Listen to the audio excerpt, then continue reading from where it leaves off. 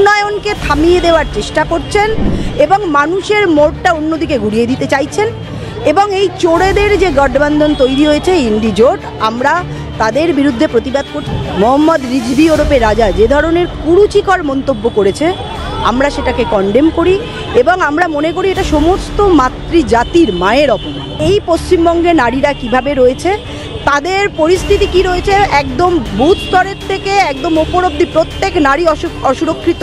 আজকে তো এই বাংলা রাস্তায় শুধু প্রতিবাদের জন্য। কোন বাংলার কথা বলছে? যে বাংলায়কে এই মুখ্যমন্ত্রী রাস্তায় বসিয়েছেন? কোন ভাষা আন্দোলন কারা করছেন? কোন বাঙালিদের জন্য ইনারা এটা করছেন? কারণ ভাষা সন্ত্রাস তো তৃণমূলই করে।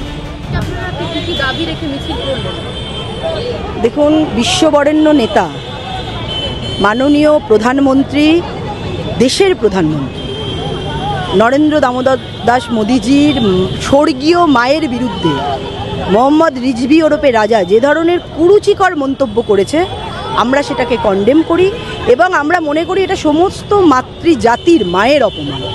তো সেটা নিয়েই আমাদের এই আজকের প্রতিবাদ। এবং এছাড়াও পুরো ইন্ডি জোট যেভাবে একের পর এক কুরুচিকর মন্তব্য করছেন, উন্নয়নকে থামিয়ে দেওয়ার চেষ্টা করছেন এবং মানুষের মোড়টা অন্যদিকে ঘুরিয়ে দিতে চাইছেন এবং এই চোরেদের যে গঠবন্ধন তৈরি হয়েছে ইন্ডি জোট, আমরা তাদের বিরুদ্ধে প্রতিবাদ করছি। কারণ আমরা জানি যে এই পশ্চিমবঙ্গে নারীরা কিভাবে রয়েছে, তাদের পরিস্থিতি কি রয়েছে, একদম বুথ স্তরের থেকে একদম ওপর অব্দি প্রত্যেক নারী অসুরক্ষিত, নারী ঘরে অসুরক্ষিত, নারী রাস্তায় অসুরক্ষিত, নারী কলেজে অসুরক্ষিত, নারী কর্মক্ষেত্রে অসুরক্ষিত।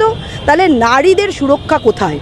এবং এই যে পুলিশ, এই প্রশাসন দিয়ে আমরা দেখতে পাচ্ছি সমস্ত অপরাধীদের আড়াল করার যে চেষ্টা, তো আমরা তার নিন্দা করছি।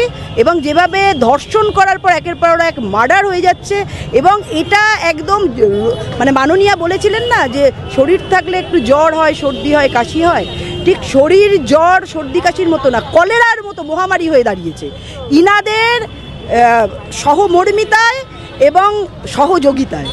আমরা তার বিরুদ্ধে আজকে প্রতিবাদ করছি।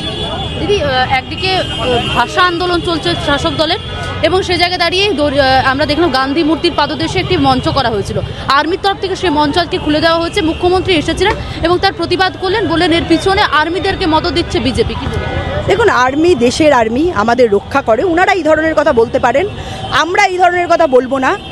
আর অ্যাকচুয়ালি যদি এই বিষয় মানে কোনো এই রকম কেন্দ্রের কোনো জায়গায় বা যেখানে সেনাবাহিনীর জায়গায় করতে হলে সেখানে ডিফেন্স মিনিস্টারের কাছ থেকে পারমিশন আনতে হয়। তাদের কাছে বারবার করে এর জন্য নোটিশ দেওয়া হয়েছে, আপনারা পারমিশন নিন, পারমিশন নেয়নি, দীর্ঘদিন ধরে ওখানে মঞ্চ রয়েছে। সেই জন্য আজকে বাধ্য হয়েছে হয়তো ভেঙে দিতে। কারণ কোন ভাষা আন্দোলন কারা করছেন? কোন বাঙালিদের জন্য ইনারা এটা করছেন? কারণ ভাষা সন্ত্রাস তো তৃণমূলই করে।